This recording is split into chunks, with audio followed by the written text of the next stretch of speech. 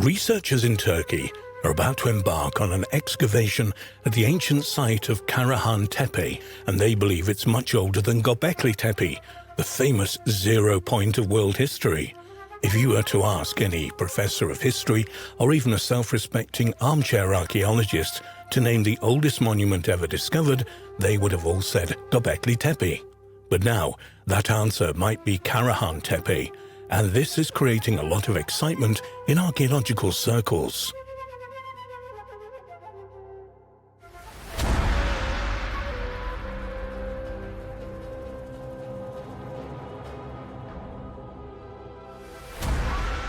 Karahan Tepe is said to be much older than Gobekli Tepe.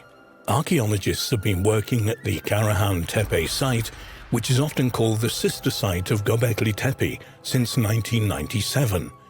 The site is located near Yagmulu and roughly 35 kilometers east of the 12,000-year-old Gobekli Tepe site.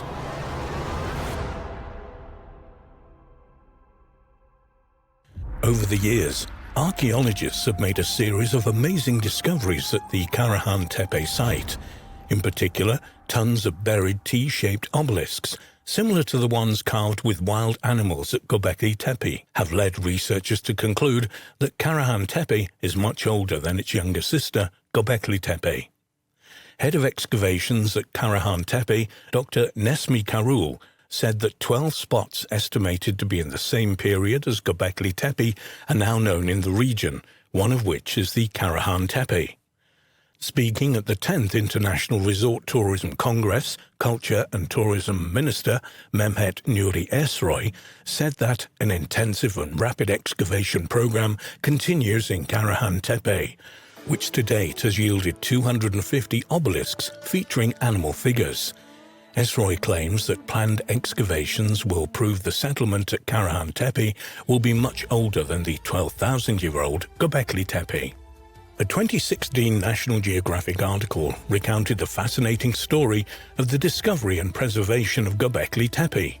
Professor Klaus Schmidt, a German archaeologist who led excavations at the site, argued before he died in 2014 that a vast labor force needed to build the enclosures, and that this construction project pushed people to develop agriculture as a way of providing predictable food and perhaps drink for workers.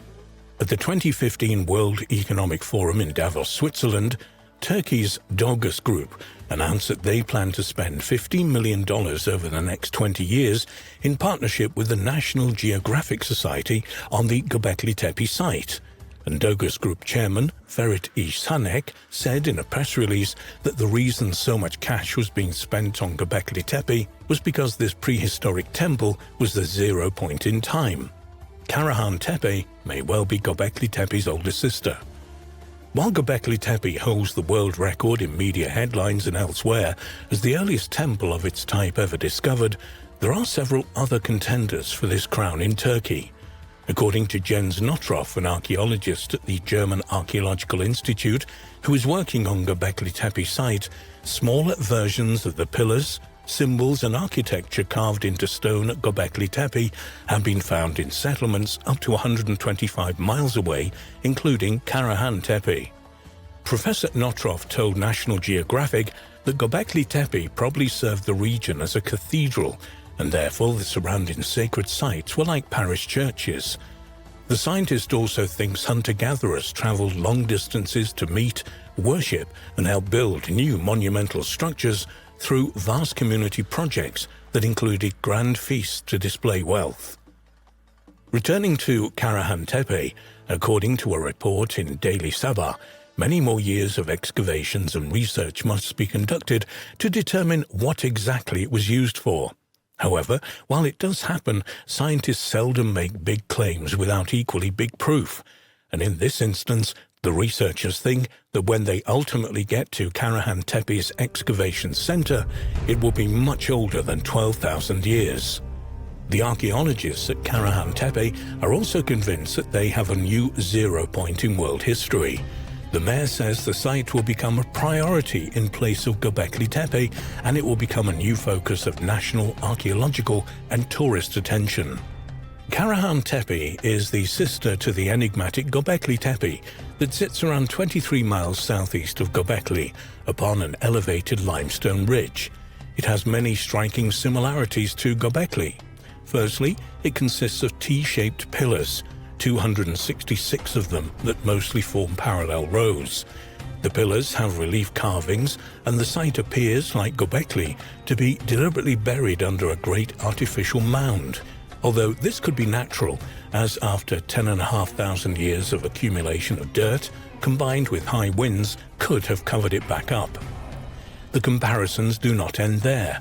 It also has serpent relief carvings, strange rock indentations, large cut marks, porthole stones, and an unfinished T-shaped pillar still in the quarry, the focus of this article.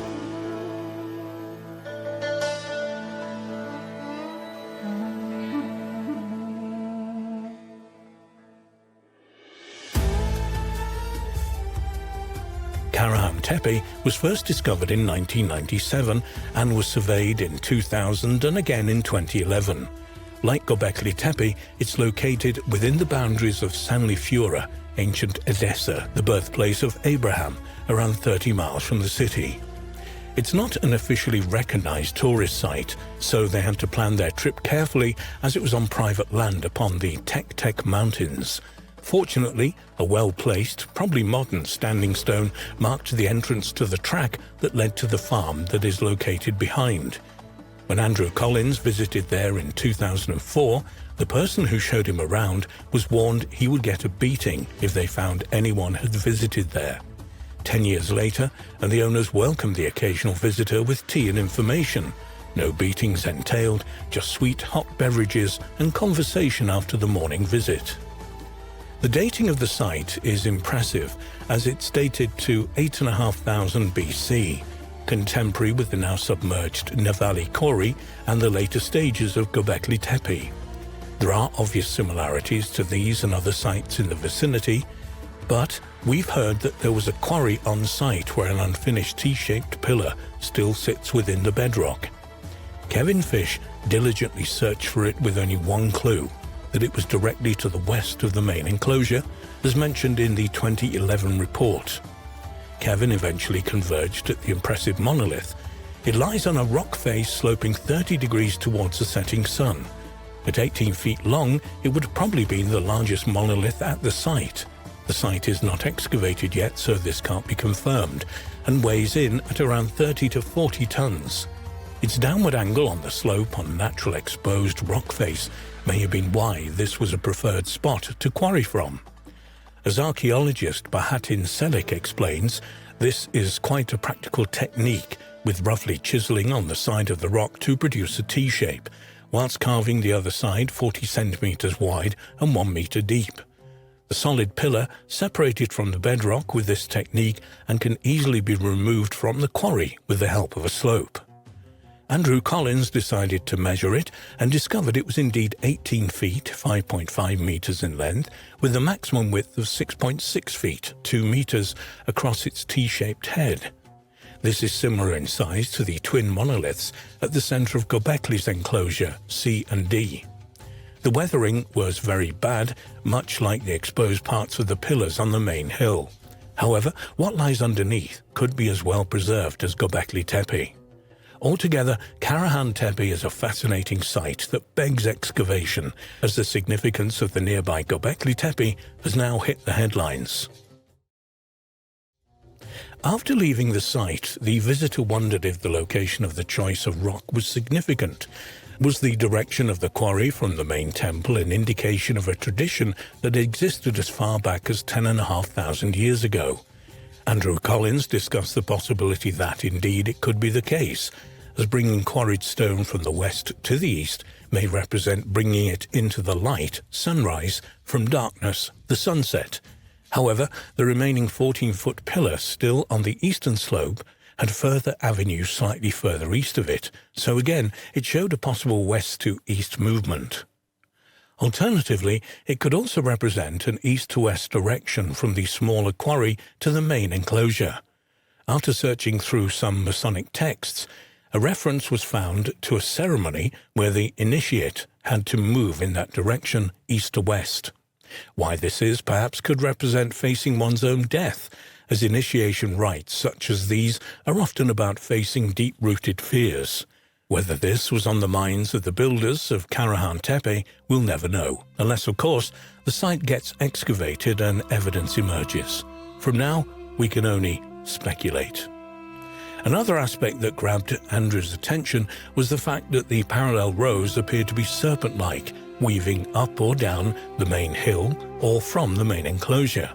In his initial report, Andrew stated, "It's even possible that these zigzagging pairs of stones making up the stone avenues located on the northern, eastern sides of the tepe signify the path of snakes, which are seen to descend like living energy into the valley below." This idea is given credence through the fact that carving on the stone seems directed up the hill, as if the direction of movement is downwards through the various sets of gateways. After coming to this conclusion, Andrew dreamt of snakes, their tails tied together, each one trying to break free of its bondage, all of them writhing about in the process. With this dream came the impression that the snakes represented the containment, flow, and energy of the stone's avenues at Karahan Tepe, an interesting concept if nothing else. Earth energy springs to mind, as it has been found in Avebury, Brittany and Cornwall that stone avenues mark the path of telluric earth energy currents, with a crossing point often at the center of the complex, which would naturally congregate on a hilltop. More research needs to be carried out to confirm this hypothesis, but with the serpent symbolism at such a remote site, it could even reveal the origins of geomancy and earth energy science. When they go back in September, they will have some equipment to take readings and dowsing rods to find out if this is the case.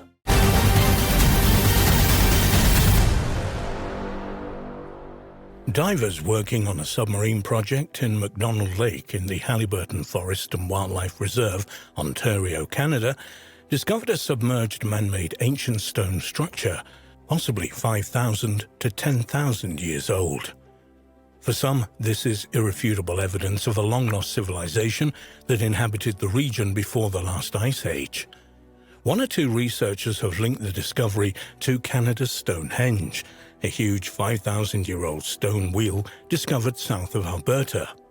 Who were the people who constructed these mysterious monuments, and what do they represent? The Haliburton Forest and Wildlife Reserve Limited is a privately owned forest comprising 120 square miles in Haliburton County, Ontario, Canada. The owner and manager of the 25,000-hectare Haliburton Forest is Dr. Peter Schliffenbaum, who inherited it from his father. Recently, various sources on the net carried a story about a submarine survey of McDonald Lake, a popular tourist attraction which apparently took place in 2008. According to the story, during the survey, divers encountered an ancient stone structure which was thought to be proof of the presence of a mysterious ancient culture in the area, life from central Ontario ancestors. Staff at the Haliburton Forest and Wildlife Reserve would often see this unusual stone structure balanced on the top of a rock ledge at a depth of about 40 feet below the present lake level, whilst in the tour submarine, which was in existence for a few years at the site. The structure consists of a 1,000-pound elongated, south-pointing rock sitting on a baseball-sized stone at each side, which in turn rested on a massive slab. Initially, the structure was considered a complex version of a glacial erratic, rocks carried by glaciers thousands of years ago and left where they happened to melt at the end of one of the recent ice ages. However, when various geologists and archaeologists examined images on the subject, some expressed doubts about its natural origin. Their main objection was that the structure has straight edges rather than rounded, which would normally characterize rocks scoured by glaciers. One alternative was that the mysterious structure was man-made, but the problem was, how could that be established? The Haliburton Forest and Wildlife Reserve Limited decided to hire an underwater archaeologist to examine the structure more closely. Apparently, after a brief examination of the structure, this unnamed archaeologist concluded that it was undoubtedly the result of human activity rather than an accident of nature.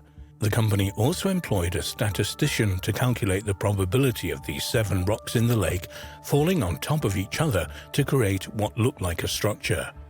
The statistician determined that the probability of 7 rocks falling into such positions at the right time and place was almost impossible.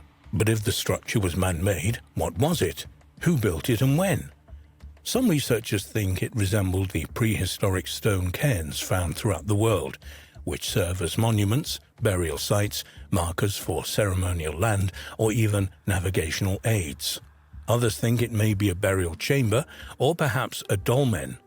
Dolmens are a type of single-chamber megalithic tomb, mostly dating from the early Neolithic 4000 to 3000 BC, found in a variety of places throughout the world, but mostly in northwest Europe, particularly in the region of Brittany, France, Britain and Ireland.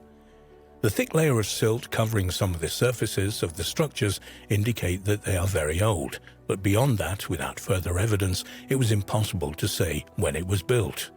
However, when geologists were consulted on the matter, they apparently pointed to a drought which may have hit eastern North America between 9000 and 7000 BC.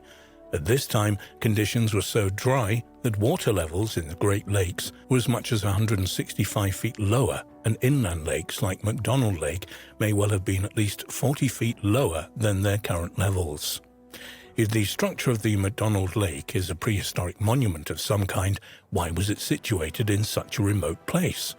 One theory is that the sparse local population at the time may have been attracted to the spot by lake trout, often described as glacial relics, as they are a holdover from the Ice Age and live mainly in deep, cold water habitats. One geologist suggested that in prehistoric times, McDonald Lake was not a lake at all, but part of an ancient river system, which made an ideal habitat for the trout. But no prehistoric monuments of the cairn or dolmen type exist in the USA, Canada, or anywhere else in the world dated to anywhere near 9000 to 7000 BC. Does that make this structure the oldest in the world, or should the glacial erratic theory be examined further? However attractive these explanations for the Lake McDonald structure being a prehistoric monument are, without further evidence obtained in an independent study or excavation unconnected with the Halliburton Forest and Wildlife Reserve Limited, such as contemporary artifacts or signs of man-made tooling marks on the stones, we cannot say this for sure. There are 1 or 2 researchers who have linked the underwater structure at Lake McDonald to a mysterious monument known as Canada's Stonehenge. This would make the Lake McDonald prehistoric structure later in date, say around 3000 BC, though still unique to the area. In his 2008 book, Canada's Stonehenge, Astounding Archaeological Discoveries in Canada, England and Wales, author Gordon R. Freeman puts forward the theory that the ancient structure is a prehistoric calendar.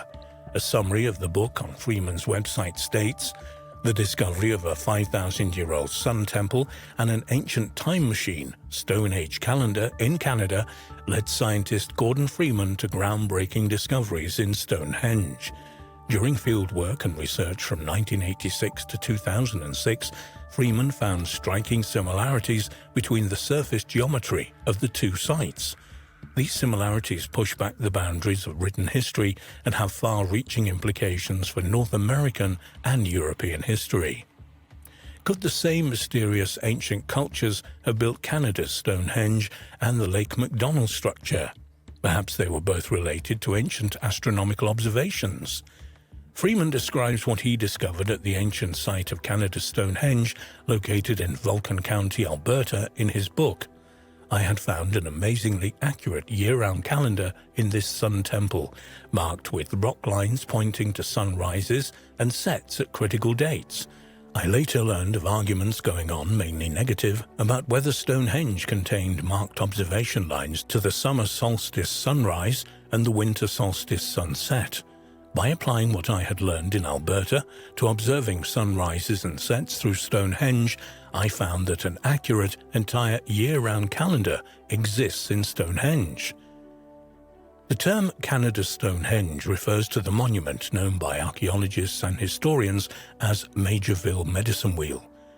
There are between 70 and 150 Native American stone structures known as medicine wheels spread over the northern United States and southern Canada.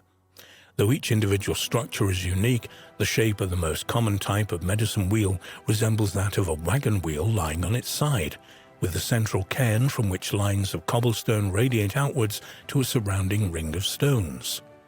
The diameter of medicine wheels, as well as the number and length of their spokes, varies. The largest so far discovered has a diameter of around 80 feet. Occasionally, there will be a break in the outer stone circle to allow a stone pathway or entrance into the center of the structure, and sometimes one of the spokes can be considerably longer than the others, perhaps signifying the importance of the direction in which it's pointing.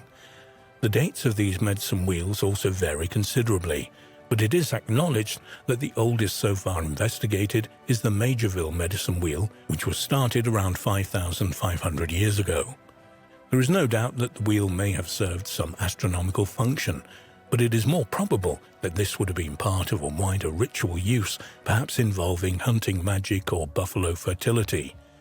This is not to say that Native Americans were not sophisticated enough to build observatories, far from it, but in one sense, to state that the Majorville medicine wheel was built only to make complex astronomical calculations is to apply modern Western ideas from a 21st century technology-dominated era back into the past. This explanation reflects our own concerns with timekeeping, calendars, computers, and space, not necessarily those of the Native Americans who built and used Canada's Stonehenge.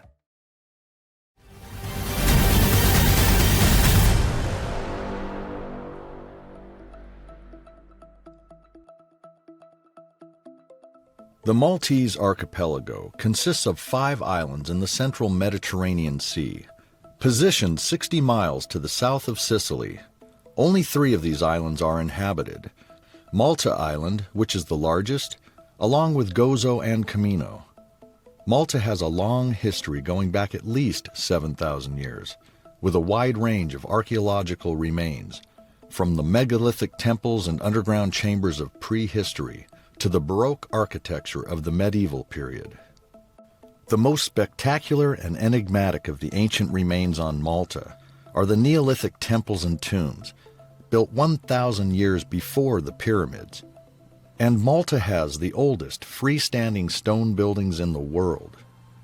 One of the most fascinating and mysterious of these megalithic structures is known as the Hall Soflieni Hypogeum. A hypogeum is a subterranean rock-cut chamber of an ancient building, and there are a number of these type of monuments spread across the Mediterranean, in southern France, Sicily, Sardinia, and Crete. The Hall Soflieni Hypogeum is an underground tomb and temple complex, extending for around 5,380 square feet, and is located in the town of Paola, which is in the south of Malta Island. The site was discovered by accident in 1902 when workers digging cisterns for new houses above broke through the roof of one of the chambers. The first excavations at the site were performed by Father Emmanuel Magri of the Society of Jesus, and later continued by Dr. Temi Zamit, the first curator of Malta's museums department.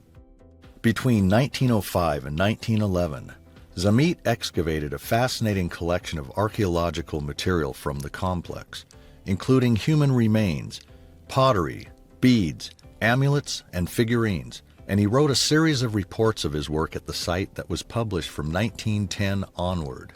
The Hypogeum was first opened to the public in 1908, while excavations were still taking place. The Hall Soflieni Hypogeum consists of a series of oval chambers, halls, and niches, set on 3 levels, one underneath the other.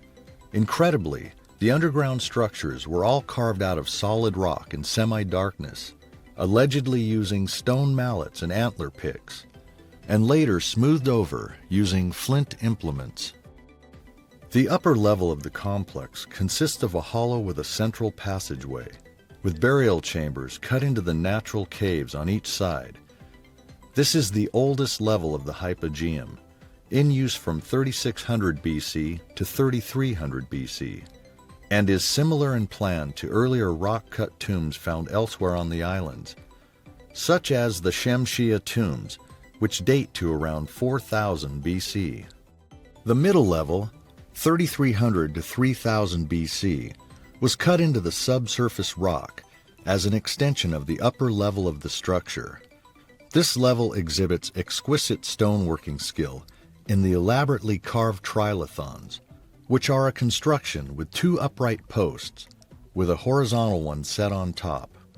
The trilithons are set in imitation of the built masonry of the above-ground megalithic structures found elsewhere on Malta. This level also contains some of the most important features of the Hypogeum monument, such as the main chamber, the oracle room, and the Holy of the Holies. Most of the wall surfaces in the main chamber originally had a wash of red ochre, tracing out spiral and honeycomb designs, some of which are still visible today.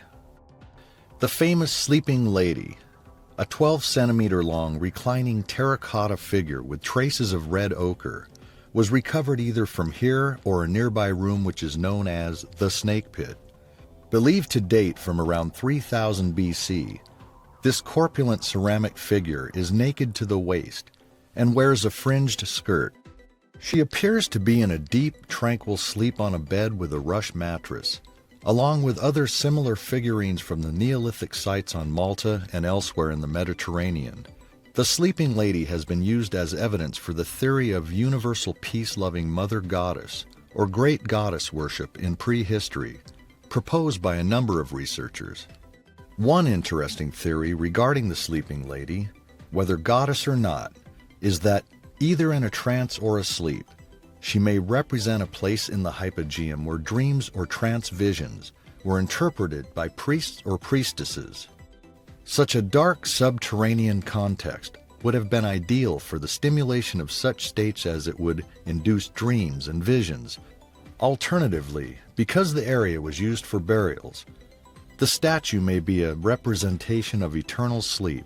The enigmatic Sleeping Lady figurine is now on display at the National Museum of Archaeology in Valletta, the capital city of Malta. Also on the middle level, the roughly rectangular oracle room has an elaborately decorated ceiling of ochre-painted spirals and a fascinating side chamber, which has the property to amplify and echo a deep human voice. This is referred to as a resonance chamber. Whether this intriguing effect was intentional or not is difficult to say, though the possibility that these strange acoustics were utilized in some religious ceremonies performed in the chambers is an intriguing one. The chamber resonates at an intriguing 111 Hz, which is known to be a healing frequency. Immersing yourself in this frequency can help increase the healing process of internal and external wounds.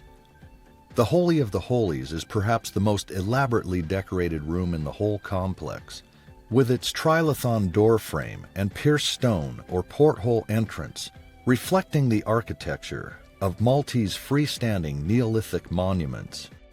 The third and lowest level at the Hypogeum is 35 feet below street level and has been dated to 3150 to 2500 BC. It consists of a maze of chambers, which were filled with water when discovered in the early 1900s. As there have been no finds of either bones or artifacts from this level, it has been suggested that these chambers here may have been designed as storage for water or grain. Water storage has also been put forward as the possible function of the Hypogeum at Knossos on Crete, dated between 2150 and 2000 BC. The primary function of the Hypogeum site was certainly as a cemetery, as around 7,000 skeletons have been found in the chambers, ranging in date from 3600 to 2500 BC. In other words, spanning the life of the site itself. This amount of human remains is significantly higher than the tombs could have housed at any one period, indicating, along with the dates of the skeletons, that the complex was used for burials over several centuries. The fact that no human remains were discovered in some rooms, such as the Holy of Holies, would suggest other functions for these parts of the site. Perhaps they were used for funerary rituals involving priests contacting the ancestors. An interesting clue to one of the original functions of the hypogeum is the resemblance of the site to natural caves. The near darkness of the original subterranean chambers and passageways is a little difficult to imagine nowadays with the brightness of the artificial lighting at the site. But originally, whoever was allowed to venture down into the depths of the hypogeum would only have had the dim light of animal fat lamps to help them through the maze of rooms, passageways, and niches. Perhaps what took place inside the hypogeum involved some kind of procession or ritual initiation through the disorienting labyrinth structure, which included passing through porthole entrances into particularly restricted shrines. Such a mysterious subterranean structure as the hypogeum is bound to generate its own legends and folklore. Indeed, there are a host of legendary tales associated with the hypogeum, from disappearing parties of school children to subterranean monsters and underground alien bases. The majority of these stories can be traced back to an article by Richard Walter in the August 1940 edition of the National Geographic magazine entitled Wanderers Awheel in Malta. This wartime piece discusses the various underground passageways on Malta being used as part of the fortifications and defense system of the island. It also states that at one time it was possible to traverse the island using these tunnels, but the government closed the entrances to these tunnels after school children and their teachers became lost in the labyrinth while on a study tour and never returned. Apparently, the parents of the children claimed they could hear cries of the children for weeks afterwards, coming from under the ground in several parts of the island, as if some strange phenomena was beckoning others to their doom. In this single article from the National Geographic lies the origin of a host of contemporary folklore about disappearances and secret tunnels underneath the hypogeum, which has been mostly built up on the internet. The problem is that the original National Geographic article cites no sources for the tale, and no contemporary accounts of the tragedy have ever been discovered. The hypogeum is not mentioned by name in the article, so we are not even sure if the alleged incident even occurred there. The story has the ring of local folklore, perhaps a tale concocted to keep children away from the dangerous tunnels. It also brings to mind the mysterious disappearance of the Australian schoolgirls in Joan Lindsay's novel, Picnic at Hanging Rock, 1967, for many years believed to be a true incident, despite the protestations of the author of the novel. Thanks to a number of stories published first in the 1960s and copied on the internet over the past decade or so, the folklore of the alleged hypogeum disappearance has taken on a life of its own. According to these stories, which conveniently don't cite any sources, 30 children vanished with their teachers while on a study tour of the hypogeum. New elements, with no foundation in fact whatsoever, were added to the archaeology of the hypogeum site itself to make the supposed disappearance more lurid. So we have 30,000 bodies discovered by archaeologists in the chambers, not 7,000. And the remains were all human sacrifices to some underworld god. In the best traditions of the modern folklore of underground archaeological sites, the tunnels underneath the hypogeum are said to stretch for hundreds of miles, all the way to the catacombs underneath Rome. Improving on the original National Geographic article, we are told that a British embassy worker, or in some accounts, an American tourist, called Miss Lois Jessup, discovered a series of tunnels underneath the lower level of the hypogeum, and in an unexplored cavern, she encountered several large hairy creatures with strange powers. Apparently, she later learned that this was the same cavern where the children and their teachers had disappeared sometime in the 1940s, after which the entrance of the hypogeum was sealed off and nobody was allowed to investigate the site. From working at the British Embassy, Miss Lois Jessup went on to become secretary of the New York Flying Saucer Information Bureau. The sources for these bizarre stories include a 1960s printed lecture by one-time director of Borderland Sciences Research Foundation, Riley Crabb, called The Reality of the Cavern World, and a chapter, Malta, Entrance to the Cavern World, in a 1966 book entitled Enigma Fantastique by W. Gordon Allen, essentially a reprint of the Crabb article. There is one element of these bizarre legends about the Hypogeum that has some truth to it, however. The site was indeed closed for a number of years between 1992 and 1996, though not because of any mysterious disappearance in its tunnels. The reason was that major conservation work was being carried out due to the damage being done to the limestone walls by years of visitors exhaling carbon dioxide in the enclosed space. To protect against this damage, numbers are now restricted to 80 pre-booked visitors per day, and a microclimate has been installed above the underground chambers to regulate air temperature and humidity. In 1980, the fascinating Hall Soflieni Hypogeum was added to UNESCO's World Heritage List. Strangely enough, when now visiting the Hypogeum, visitors are not permitted to photograph, film, or even take audible recordings, while security guards watch over a controlled small group of 20 visitors. Many researchers ponder, why is that, and is there something that is being kept away from the public?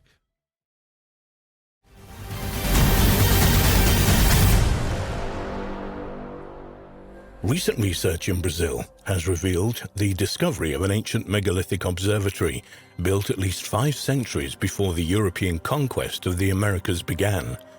This finding, along with other archaeological fascinating discoveries in Brazil in recent years, which include giant land carvings, remains of fortified settlements, and complex road networks, are challenging the earlier views that the Amazon had been untouched by humans except for small nomadic tribes. Nearly all the discoveries were made after a period of widespread deforestation in the Amazon in the early 90s through to the mid-2000s. The archaeology of the Amazon. For decades, the Amazon was thought by archaeologists to have been almost uninhabited rainforest, but recently were made after a period of widespread deforestation in the Amazon in the early 90s through to the mid-2000s. The archaeology of the Amazon. For decades, the Amazon was thought by archaeologists to have been almost uninhabited rainforest, but recently researchers have been finding new evidence that the area was in fact a hive of human activity and home to millions of people. In March 2018, a study funded by National Geographic and the European Research Council Project PAST revealed details of 81 sites in the previously unexplored territory of the Amazon's upper Tapajós basin. Settlements discovered in the area ranged from small villages of around 100 feet wide to a large site covering 19 hectares. The sites were first discovered by satellite imagery of the area revealed by deforestation. The remains of the settlements are represented by ditches enclosing the sites for fortification, sunken roads, and earth platforms on which houses would once have stood. Dr. Jonas Gregoria de Souza from the University of Exeter was the first author of the study. He said regarding the findings and the distribution of the sites, the idea that the Amazon was a pristine forest, untouched by humans, home to scattered nomadic populations, we already know that was not true. The big debate is how populations were distributed in pre-Columbian times in the Amazon. The idea was that in the areas that are located further away from the main rivers, populations maybe were actually smaller and they had a negligible impact on the environment. We demonstrated that these regions may have had pretty large populations as well as in the past. Wood charcoal associated with pottery fragments from one site was carbon dated to between 1410 and 1460 AD, which fits in well with the dating of many of the sites previously discovered in the southern rim of the Amazon, which showed a peak of activity between 1250 and 1500. Models based on the team's research indicate that at the time, the southern rim of the Amazon alone could have had a population of between 500,000 and 1 million people. However, this population was soon to be decimated by the arrival of Europeans. According to D'Souza, diseases traveled much faster than people, and probably this population was already weakened by diseases brought by Europeans even before the Europeans set foot in the area.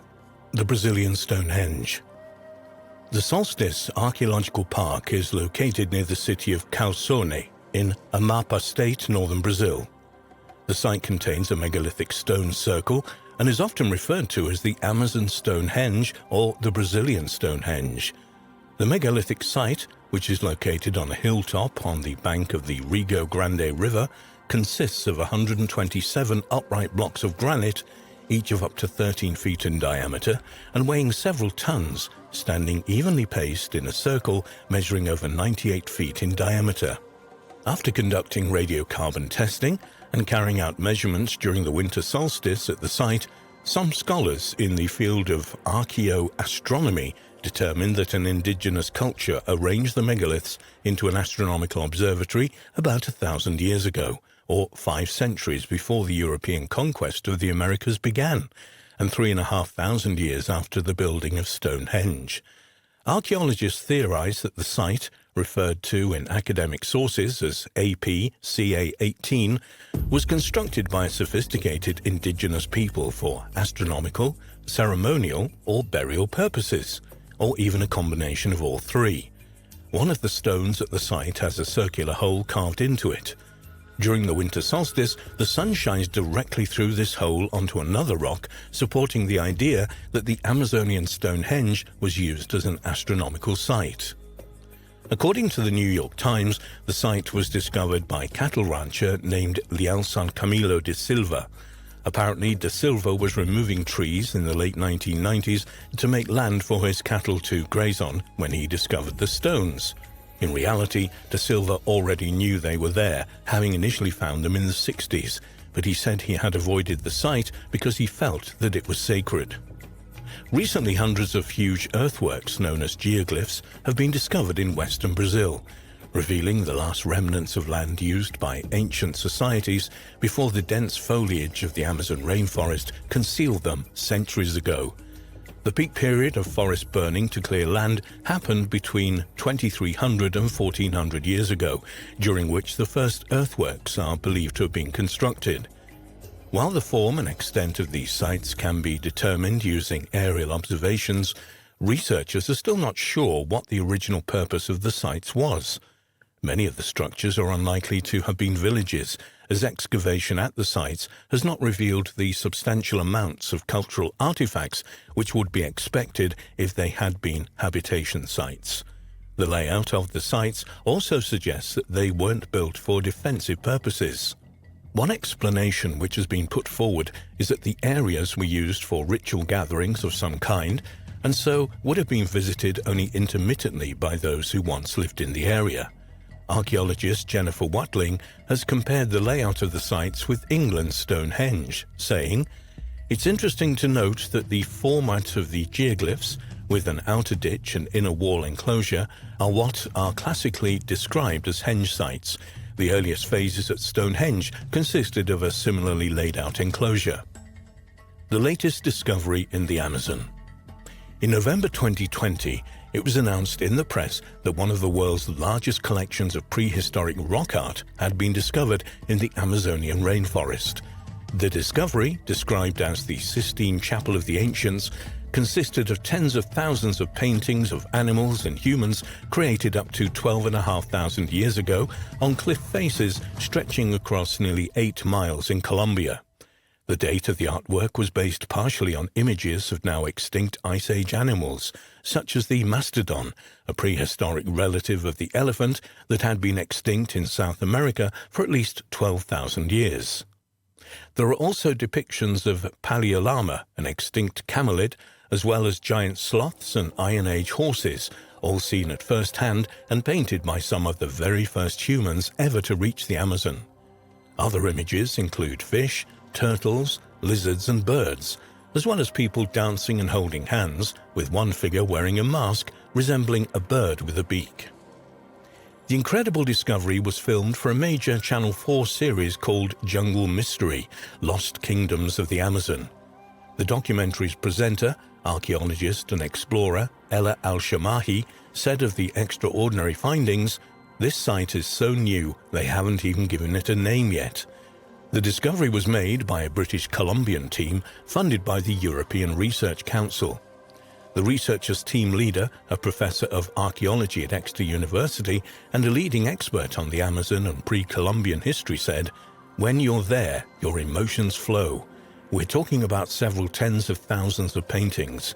It's going to take generations to record them. Every turn you do, it's a new wall of paintings. We started seeing animals that are now extinct.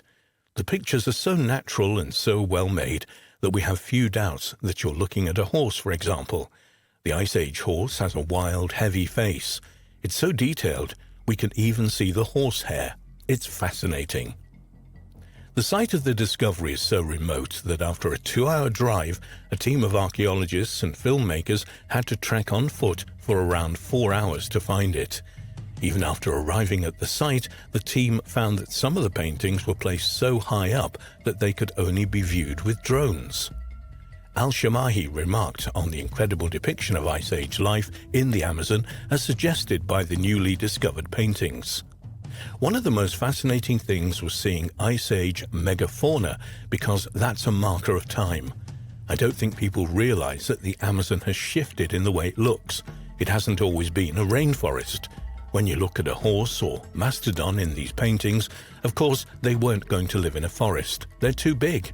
Not only are they giving clues about when they were painted by some of the earliest people, that in itself is just mind-boggling. But they're also giving clues about what this very spot might have looked like. More savanna-like."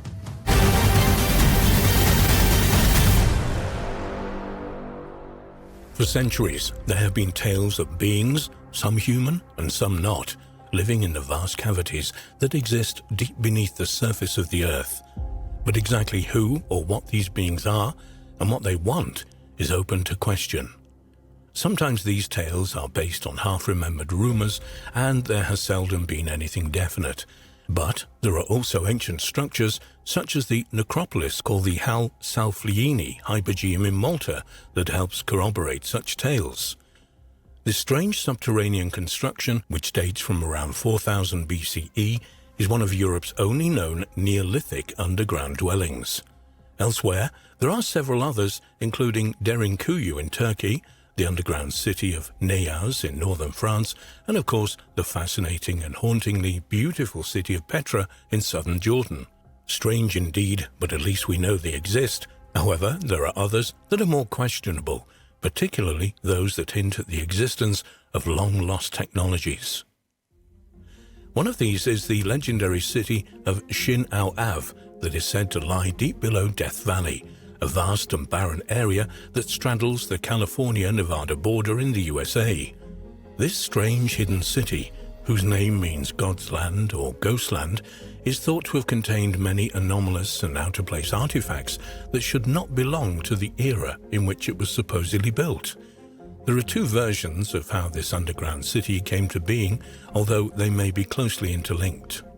One version implies that it is linked to a race that existed at the dawn of time and had a presence worldwide. They were called the Serpent People. In India, they were known as the Naga, or snakes, and at the Quetzalcoatl, or plume serpent, in ancient Mexico. The ancient Egyptians called them the Jedhai, and the Chinese knew them as lung or dragons. In ancient Britain, they were called adders, or the serpents of wisdom. Appropriately enough, the name adder is also given to a species of poisonous snake that is indigenous to areas of the UK. It doesn't seem to matter which race encountered them because they were invariably worshipped and regarded as helpers and prophets. All of the legends that say this mysterious race could either take human or reptilian form, and as is the way with reptiles and snakes, lived below the surface and created underground cities worldwide. Under the guidance of these serpent people, dragon cultures developed, which normally involved the construction of huge pyramids and other structures covered with serpent motifs. These cultures were hand-ruled by benevolent dragon kings, and even today signs of vanished races are still evident. In fact, these legends associated with the Paiute tribe resonate strongly with other Native American tribes, notably the Hopi and Zuni peoples, whose creation legends also tell of their ancestors' emergence from the dark, subterranean world. It is unlikely that at the dawn of time these people would have direct contact, so it's strange how closely their legends have become intermingled. For many centuries, the legends of the Paiute tribe of North America have told of this lost city, also referred to as the Ghost Land. According to legend, G&ouml was formed when a young god, G&ouml, was asked to take a sealed bag across the desert and only open it when he got to the other side. But because he was young and he felt movement inside the bag, the god became curious and opened it, allowing the contents, in this case hordes of human beings, to escape. These people, who eventually became known by the name of the god G&ouml, saw some mountains in the distance and ran towards them. One of the older gods saw this and demanded to know why he had done this, and a furious row developed. According to the legend, the people heard the heated exchange but could see nothing, so they became afraid and dug a tunnel and hid in it, which is how the underground city was created. These events became part of Paiute creation legends and were adopted into their belief of an afterlife. Another part of this legend tells of how, many centuries later, the wife of a Paiute chief died in childbirth, and in his grief he wanted to be reunited with her, so traveled to the land of the dead. This involved passing through a miles-long underground passage, and on his journey he was attacked by the fearsome creatures that lived there. Finally, he got to the end of the passage and found himself standing at the end of a narrow bridge carved from the solid rock. The bridge crossed what he looked like a bottomless chasm. He crossed the bridge and finally arrived in the land of the dead, which was ruled over by G&ouml. One of the inhabitants met him, a strangely beautiful female with snake-like features, who took him into a huge open area. Here he saw thousands of dead members of his tribe dancing. He asked if his wife was with them. His guide told him she was, and that once he had found her, they must both immediately leave the valley, and, common with Lot's wife in the Bible, should not any account look back for any reason. The chief promised to do this, and he watched the dancers for several hours until he saw his wife. He called out to her and she turned and saw him. She left the dancers and ran towards him, and they promptly fled to the rock ridge, leaving from G&ouml to the cavern and the world above. However, he forgot his promise and turned to take one look back at where he'd been, and as he did so, his wife and the city immediately disappeared. Once he had recovered from the shock, he made his way out of the cavern and rejoined his tribe. He spent the rest of his life describing the peace, happiness, and beauty that he had found in the underground land. Legends like this were forgotten until, in 1947, they resurfaced when an article appeared in the San Diego Union Tribune. The article mentioned that several years previously, the remains of an ancient civilization had been found in the desert. These remains included an underground city containing gigantic skeletons and mummies wearing leather clothing, and the walls of the city were covered with strange carvings and images.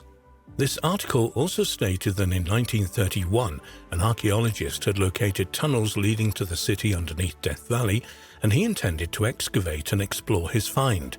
He said that work had already started removing the skeletons from the caverns, most of which were between 8 and 9 feet long. The article also suggested that out-of-place artifacts had been found, indicating that there was a level of technology present that was unlike the rest of the find. Like the mummies, the skeletons were still clad in garments, but these were made of hair, and the garments were of medium length, comprising a jacket and knee-length trousers. Initial testing suggested that the remains were in the region of 80,000 years old.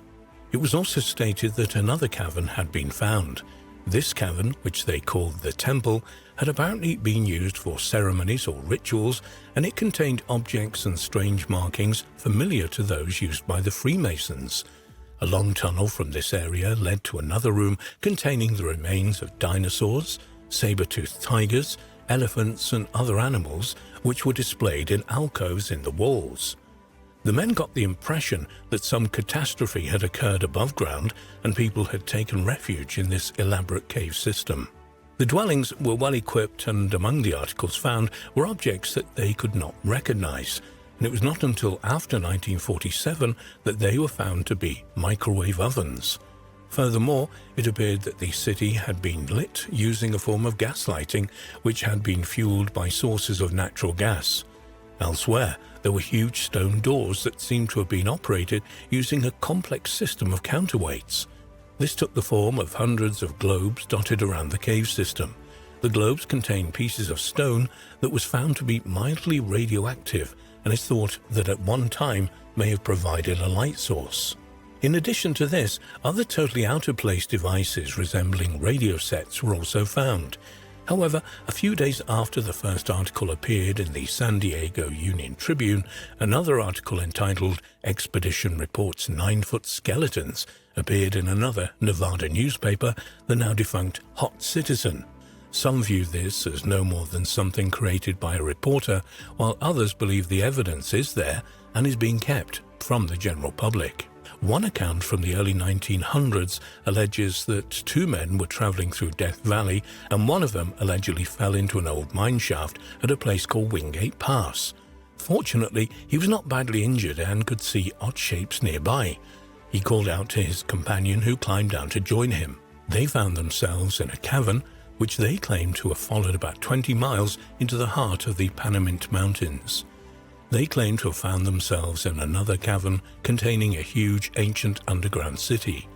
They continued exploring and discovered that they had climbed some distance into the mountains, and although still underground, they could see openings some distance above the ground that led outside. They looked and realized that the valley below had once been underwater, and that the openings appeared to have once been designed to allow vessels to moor alongside. They realized that the valley was once underwater, and they eventually came to the conclusion that the arched openings had been ancient docks for seagoing vessels.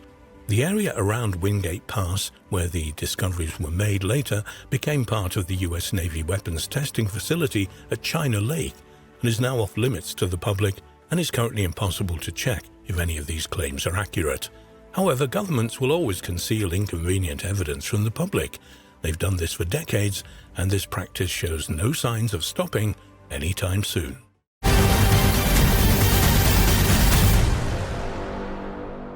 The Dashka Stone is a controversial artifact that is believed by some to be the guidelines used by the architect of the world. Known as the Map of the Creator, the stone tablet has baffled researchers since its discovery in 1999. As impossible as it may seem, Russian experts believe the stone map could be 120 million years old. The Dashka slab depicts not only the environs of the Ural Mountains, but also a series of civil engineering projects, including 7,457 miles of channels, several dams, and hieroglyphic notations of unknown origin. The accuracy and perspective of the map suggests that it was created from an aerial point of observation. The hieroglyphs have not, as of this time of writing, been deciphered, but are thought to be related to an ancient form of Chinese. Archaeologists from the Bashkir State University discovered the Dashka Stone in the Ural Mountains of eastern Russia on July 21, 1999. The discoverers were immediately struck by the size of the tablet. It measures 58 inches high, 42 inches wide, and 6 inches thick, and weighs 1 ton. Upon further examination, the researchers were even more stunned. The tablet appears to show a highly accurate topographical map of Bashkiria, a specific area of the Ural Mountains, at a scale of approximately 1 to 1.1 kilometers. Alexander Churov, a professor at Bashkir State University who led the team, named the stone Dashka in honor of his grandfather, who was born on that day. He said, at first sight, understood that this was not a simple stone piece, but a real map, and not a single map, but a 3-dimensional. You can see it yourself. The map of the Creator is comprised of 3 levels, strongly suggesting that it didn't originate in nature but was artificially made. The first layer is roughly 7 inches of a cement or ceramic compound based on dolomite. The second layer is roughly 1 inch of diopside glass enriched with silicon. The third layer is only a few millimeters thick and is made of calcium porcelain mixture, perhaps to give the tablet added protection, or perhaps to create a diffused light to better illuminate the stone. "How did we manage to identify the place?" said Churyov. "At first, we couldn't imagine the map was so ancient. Happily, relief of today's Bashkiria has not changed so much within millions of years. We could identify Ufa Height, while Ufa Canyon is the main point of our proofs, because we carried out geological studies and found its track where it must be according to the ancient map. Displacement of the canyon happened because of tectonic slabs which moved from east. The group of Russian and Chinese specialists in the field of cartography, physics, mathematics, geology, chemistry, and Old Chinese language managed to precisely find out that the slab contains the map of the Ural region, with the rivers Belya, Ufimka, Sutolka. You can also see Ufa Canyon, the break of the Earth's crust stretched out from the city of Ufa to the city of Sterlitimak. At the moment, Urshak River runs over the former canyon. The Dashka Stone undoubtedly points to a Ural civilization more advanced than previously suspected. However, the claims that it was made 120 million years ago by a geographic creator are most likely false. The Bashkir researchers derived this date from a pair of ancient seashells found locked in the stone slab. The first shell could be as old as 500 million years old. The second shell could be as old as 120 million years. Why these shells, still intact, were incorporated into the tablet, or if they were purposely included at all, they cannot be known for certain. Scientists suspect that, aside from the ancient shells, the tablet was made approximately 3,000 years ago. However, it's exceedingly difficult to radiocarbon date the engravings themselves. Great attention has been paid to the variety of magnificent megalithic structures around the world. Yet very little is reported on a mysterious and impressive set of stone structures that can be found in the Ural Mountains of Russia. In the Sverdlovsk Oblast region in the Middle Urals, there can be found numerous dolmens. According to controversial descriptions, a dolmen is a type of single-chambered megalithic tomb. However, there is really no evidence to suggest that they were initially constructed as tombs. Rather, it seemed that subsequent civilizations chose to use them for this purpose.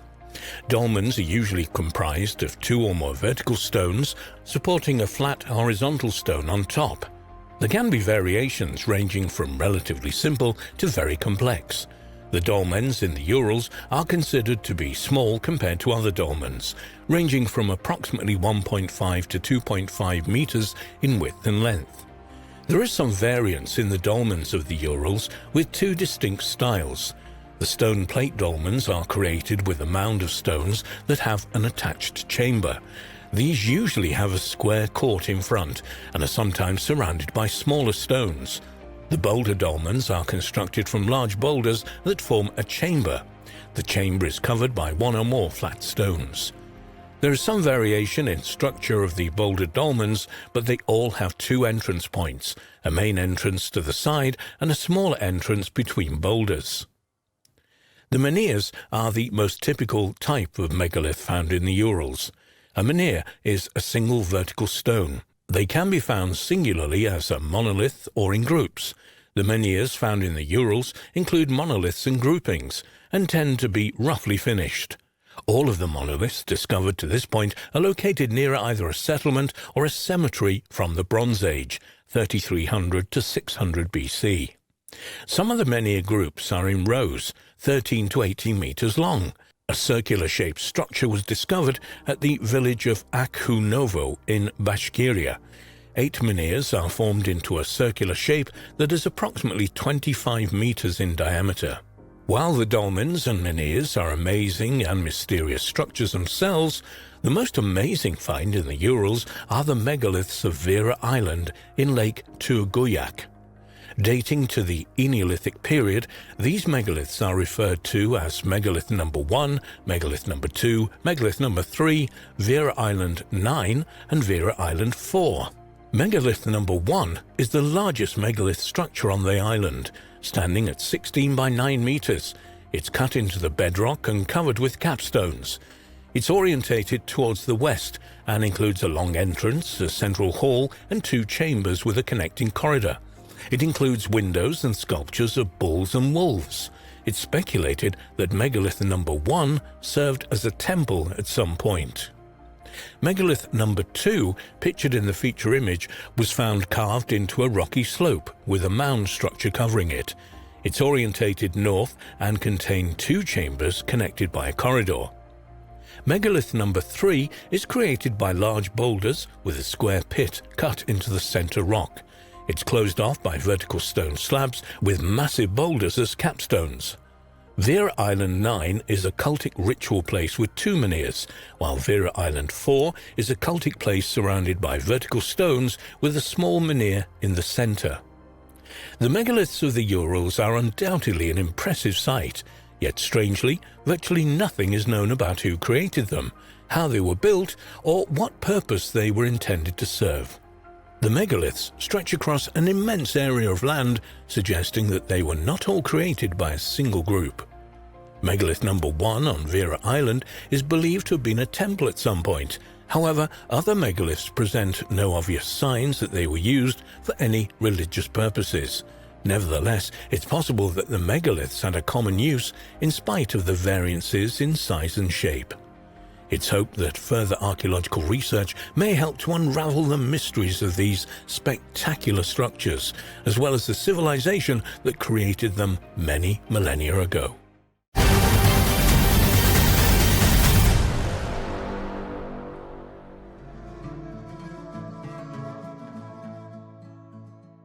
A few years ago, when officials in Turkey went to investigate flooding in the Nevşehir province, they uncovered a massive network of underground tunnels.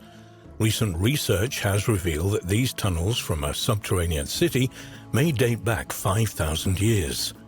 The massive web of man-made tunnels and caverns extends 3 miles underground and contains 3 stories of homes, places of worship, and areas for mass congregation. It's now believed to be the biggest underground city ever built. Fascinatingly, it is only one of perhaps 200 mysterious underground cities in the Cappadocia region of Turkey. The discovery. Recently, an announcement was made in the media that shocked the archaeological world. The world's oldest underground city had been discovered in Turkey, partly submerged underwater. The discovery of the ancient city was made in the province of Nevşehir in Capadocia, a semi-arid region of central Turkey. It took place when around 1,500 houses in 11 neighborhoods around an ancient Byzantine citadel in central Nevşehir were being demolished by the Housing Development Administration, TOKİ, to start a new urban project. The director of TOKİ, Mehmet Ergun Turan, said, "We stopped the construction we were planning to do on these areas when an underground city was discovered." Initial examination found roughly 4.3 miles long underground city of 3 floors, consisting of houses, tunnels, churches, wine cellars, food storage areas and galleries.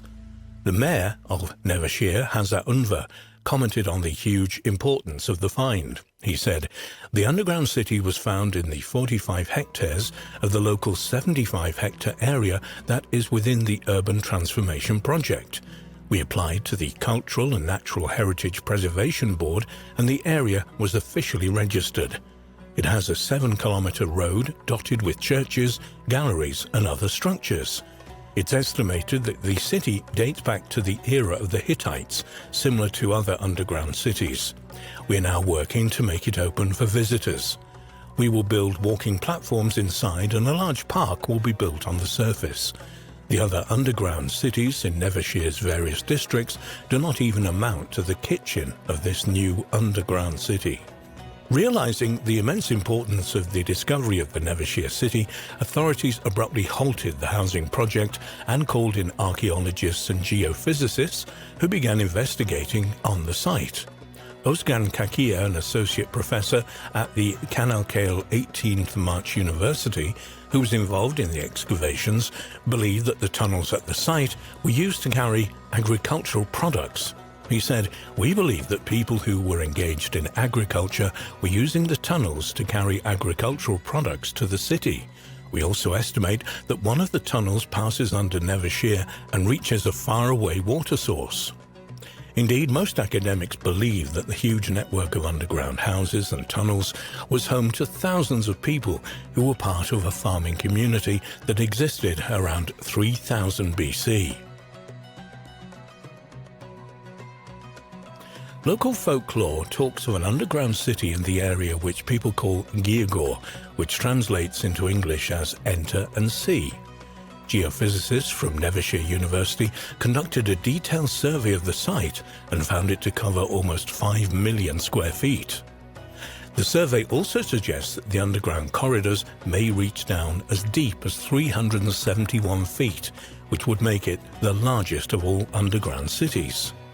Mayor Hasan Unver commented on the results of the extensive archaeological work being carried out at the site.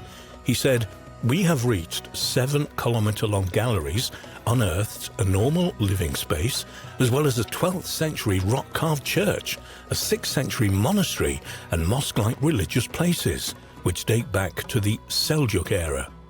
We've also found horse barns where military horses had been cared for. In addition, we found 4 oil houses and hundreds of tobacco pipes made of meerschaum. Everything here is under our control."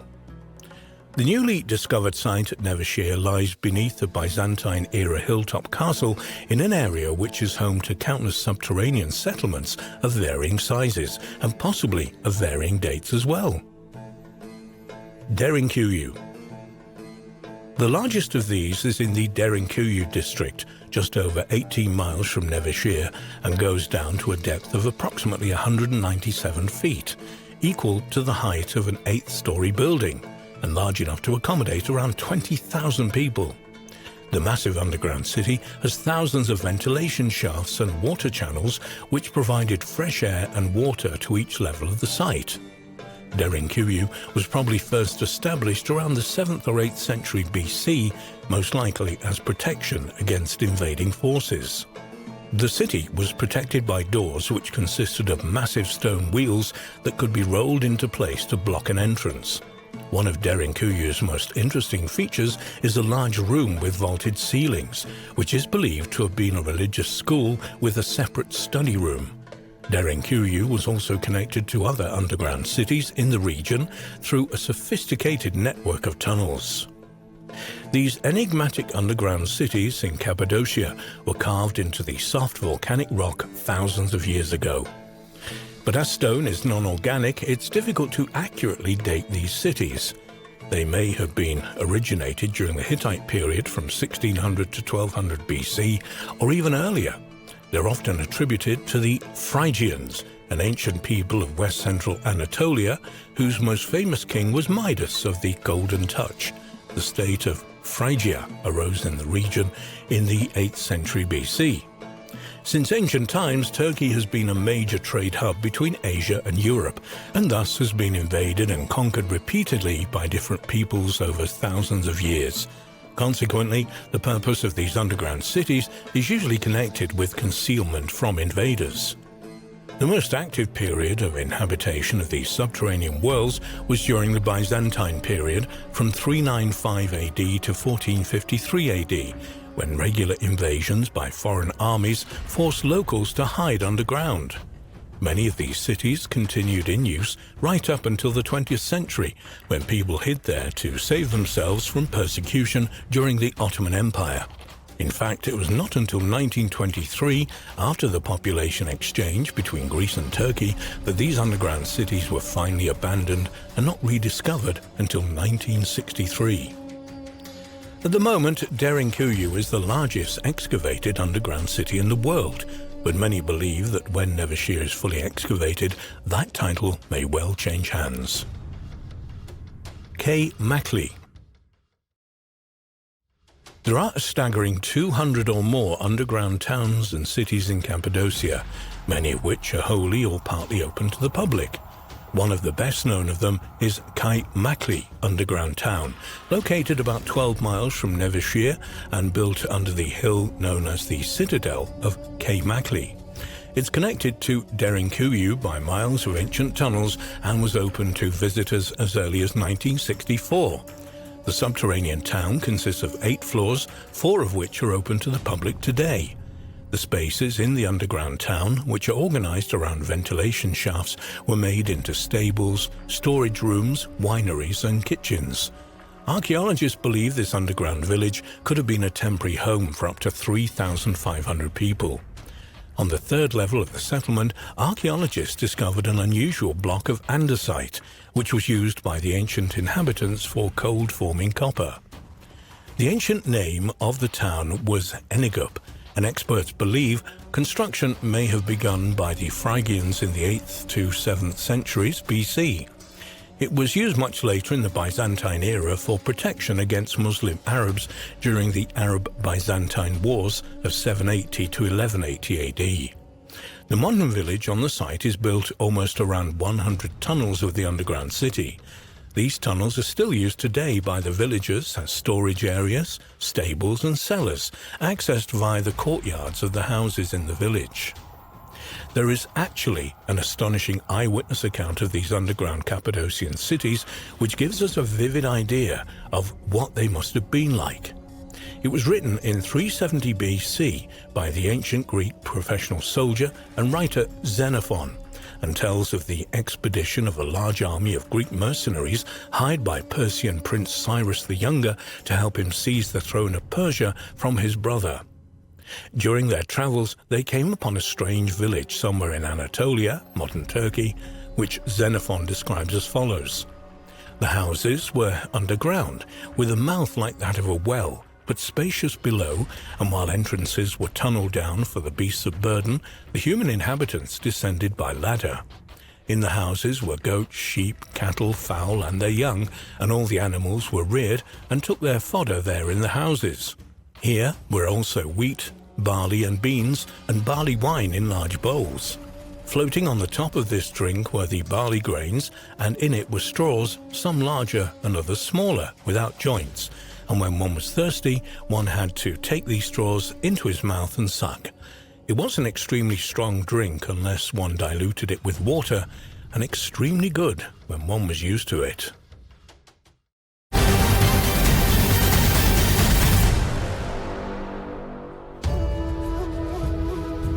Researchers believe they have uncovered the first clear example of a treasure the ancient Egyptians brought home with them from the legendary lost land of Punt. It is a 3,300-year-old baboon skull, a remnant of animal that was revered in ancient Egypt but was not native to the land of the pharaohs. The legendary treasures of Punt. The ancient Egyptians wrote about the land of Punt and depicted it as a prosperous location from 2450 BC to 1155 BC. They went to Punt, which they referred to as God's land, to acquire gold, African blackwood, ebony, ivory, aromatic raisins, wild animals, and slaves. One of the most famous artworks created about this location is the Punt Colonnade on Hatshepsut's temple at Deir el-Bahari, demonstrating that her people brought her myrrh trees, gold, ivory, panther skins, and apes back from Punt. The travels to Punt for treasures also demonstrate the ancient Egyptians' nautical skills. Nathaniel Dominy, a primatologist at Dartmouth College and lead author of the new study, explained that the long-distance seafaring between Egypt and Punt, two sovereign entities, was a major milestone in human history because it drove the evolution of maritime technology. Trade in exotic luxury goods, including baboons, was the engine behind early nautical innovations. Archaeologists believe that the land of the Punt was a real place. However, there is still a debate about where it was actually located. Ethiopia, Eritrea, and Somalia are just a few of the proposed locations. This is why researchers have taken a particular interest in the 3,300-year-old baboon skull. If this baboon really did come from Punt, and they could identify its homeland, the mystery may be solved. Dominy states in a press release, "Many scholars view trade between Egypt and Punt as the first long maritime step in a trade network known as the Spice Route, which would go on to shape geopolitical fortunes for millennia. Other scholars put it more simply, describing the Egypt-Punt relationship as the beginning of economic globalization. baboons were central to this commerce, so determining the location of Punt is important. For over 150 years, Punt has been a geographic mystery. Domini says our analysis is the first to show how mummified baboons can be used to inform this enduring debate. Analyzing the baboon skull. Even though there are records and artwork listing and depicting the goods Egyptians took from Punt, Science magazine reports that archaeologists have found little hard evidence for treasures from Punt to date. Domini and his colleagues believe that their research will change that. They identified a Hamadryas baboon skull tucked away in the British Museum's archives and think that the fossil that was discovered in Thebes, Luxor, in the 19th century came from Punt.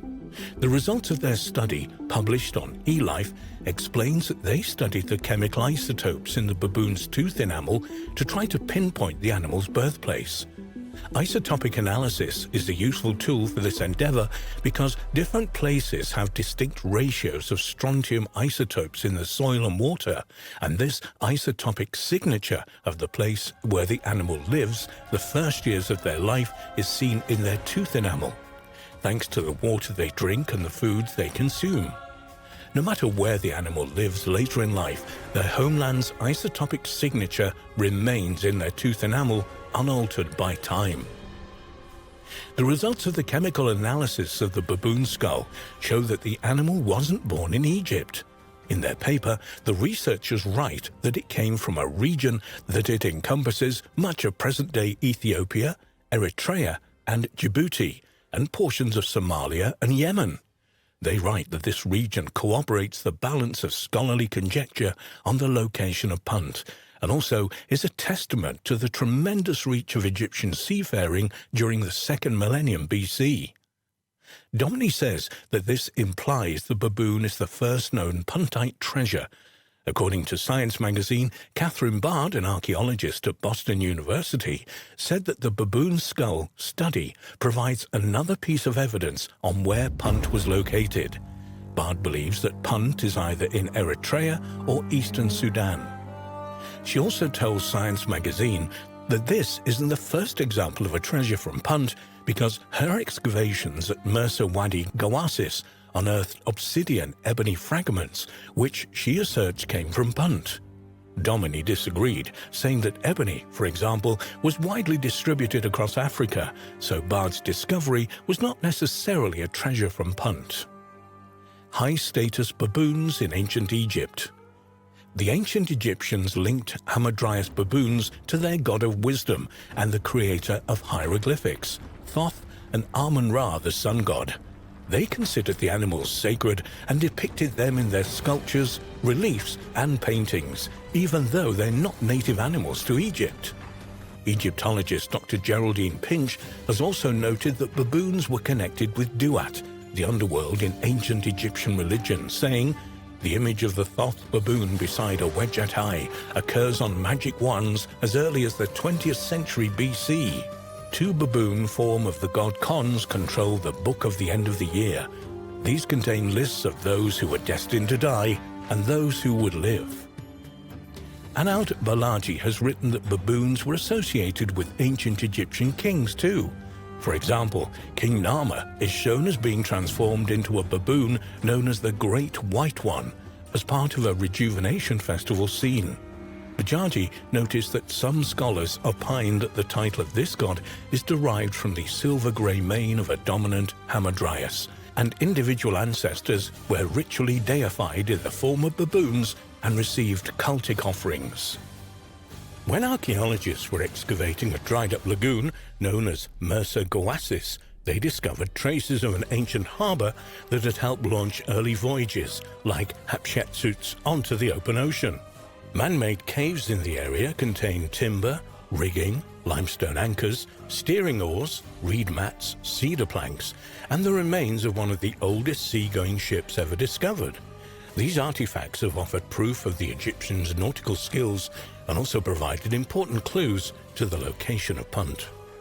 A more recent discovery adds weight to the evidence that Punt was located somewhere in Africa and not on the Arabian Peninsula. Science in Poland reports that archaeologists and ornithologists have identified a depiction of a bird on the portico of Punti in the Temple of Hatshepsut as a secretary bird, Sagittarius serpentarius, a very large bird of prey found only in Africa, particularly around coastal regions in Sudan. For centuries, the Land of Punt has been delegated to the realm of myth and folklore, but more and more recent findings are making it clear that Punt was not a mythical place, it's a real location that is still waiting to be found.